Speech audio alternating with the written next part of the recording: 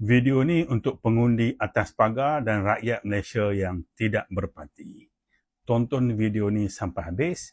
Jangan lupa follow saya, komen, like dan repost video ni.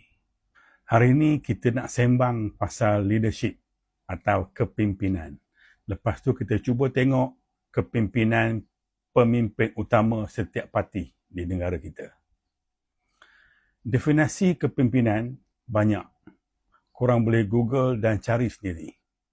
Walaupun definisinya banyak, tapi semuanya mempunyai 4 elemen, iaitu pengaruh, pengikut, matlamat dan perubahan. Hari ini saya fokus kepada fungsi kepimpinan. Menurut Ralph Nader, the function of leadership is to produce more leaders, not more followers.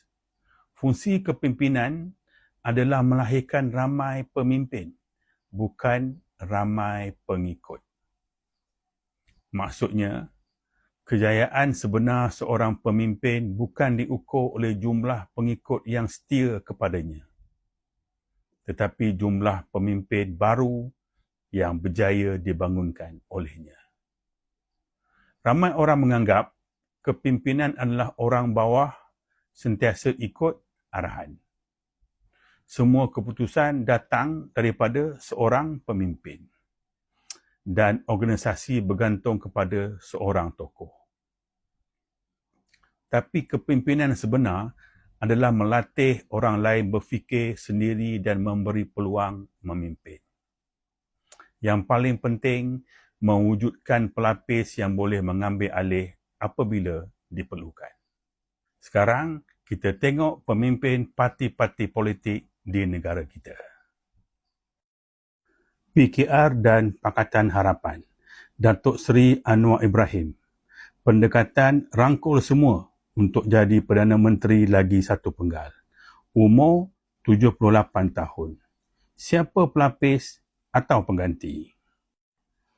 UMNO dan Barisan Nasional. Datuk Seri Ahmad Zahid Hamidi. Pendekatan asal jadi kerajaan. Umur 73 tahun.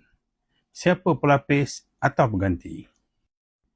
Parti Bersatu, Tan Sri Muhyiddin Yassin.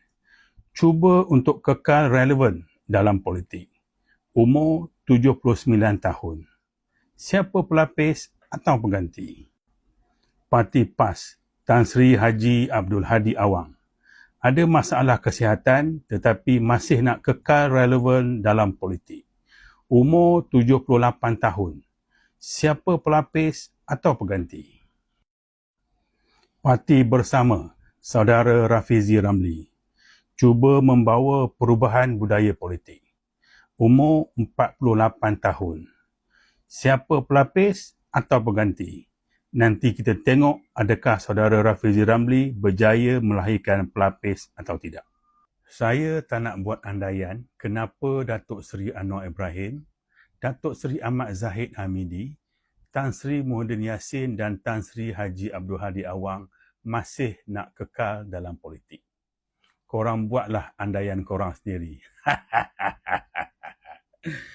Tapi saya nak tanya, apabila rangkul semua sebab nak jadi Perdana Menteri satu penggal lagi, korang rasa apa akan berlaku lepas pilihan raya nanti? Prinsip perjuangan pasti akan dikompromi. Mungkin mereka yang dah berumur lebih 70 tahun ni dikelilingi oleh pengikut yang kuat bodek. Sebab tu, mereka semua perasan masih relevan. Apa kata? Masa pilihan raya akan datang, kita jangan undi mereka.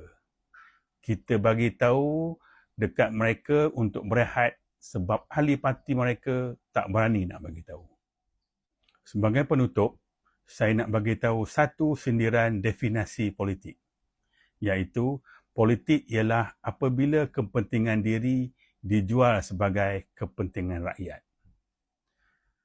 Saya harap kita sebagai rakyat dan pengundi dapat menilai dan membezakan yang mana satu menjual kepentingan rakyat dan yang mana satu menjual kepentingan individu.